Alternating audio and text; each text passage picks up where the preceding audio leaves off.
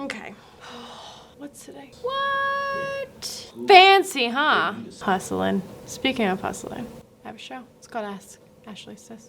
I don't think I really thought this title through. People keep asking me stuff. Hi everybody, and welcome to the Ask Ashley Sis show on the This Is It TV network. I'm your host, Ashley Owens. I'm your personal networking professional. I am just a networking concierge. I'm just trying to make a buck. Personal networking concierge, where I talk to you about your practical tips and tactical takeaways in networking, introductions from my friends who are fantastic referral partners, and tools and resources to help you get started and finish with your entrepreneurial journey. Everybody needs to stop texting me. Rude. This was a topic that I got that I thought was very interesting. Are you a pretend business owner? Are you somebody who likes to, in fact, I'm going to read a quote from my very good friend, Sarah Rosenberg. How do you relate to the pretend business owner thing? So like before you get jealous of someone's perceived success, make sure you're putting in the hard work and energy to get out there. If you're not, there's no reason to get jealous. Do the work. Do you feel like you're a pretend business owner, looking outside and daydreaming about all the tactical things you need to do? Do you feel like the cup of coffee that you have in front of you is not giving you the energy that you need? And do you feel like everybody around you is not buying your shit? You are not a pretend business owner. You are somebody who's just working hard and figuring it out, because we're all winging it. If you're launching a business, then you're introducing yourself to people. Don't just put out a product that you think people will like. Do the research. When I started my business, I reached out to other professionals and said to them, or asked them, what sucks for you about networking? What really sucks? I catered those suggestions and those answers to the service offerings that I have. They've grown and expanded over the years, but I've still asked the question, so that way I'm not pretending to know, or excuse me, vodka. I'm not pretending to know what people want. I actually have the data set to do it. Before I even got started, I reached out to other professionals in similar industries and asked them, how did you get started? What tools did you use? What kind of challenges did you come about when you were stressing out and having imposter syndrome? You're asking questions before you just roll some shit out that makes no sense for people. My favorite people to hate, which is probably not very positive, 2020. My favorite people to hate are the ones that just say, thank you for the suggestion. Why don't you just do it for me?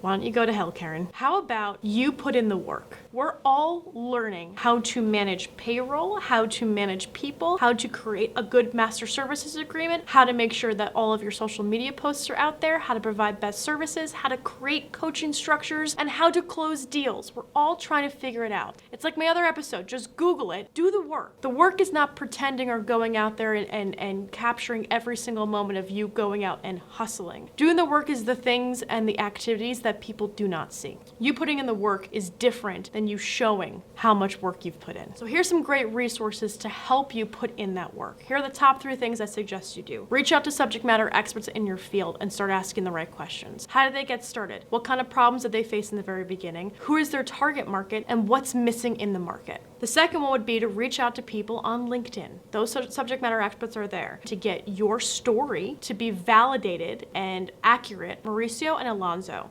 Those 2 gentlemen are content creators and they help build your LinkedIn profile so that way you look legitimate. The third thing to do is hello, are they coming for me? Did you see that I have yoga pants on? Didn't feel like putting on regular pants. It's been that kind of day. I'm so glad we have vodka. The last part about this is to be part of communities that can challenge the way that you think. Be open to that advice. Be open to the work. Be open to putting down the right notes and following through on the things that you say you're going to do. If you're going to connect with the right people and you're going to ask for advice, free advice from them, then you take the advice. The only way you're going to grow is if you are coachable, because that's how you expand your mind, you expand your network, and you expand the things that you're able to offer, especially around your business, because that is your baby, that is your passion. Do the due diligence, you owe that to yourself, and not pretend to be a business owner because you think entrepreneurship is sexy. It's not. It's a lot of hard work. What bothers me?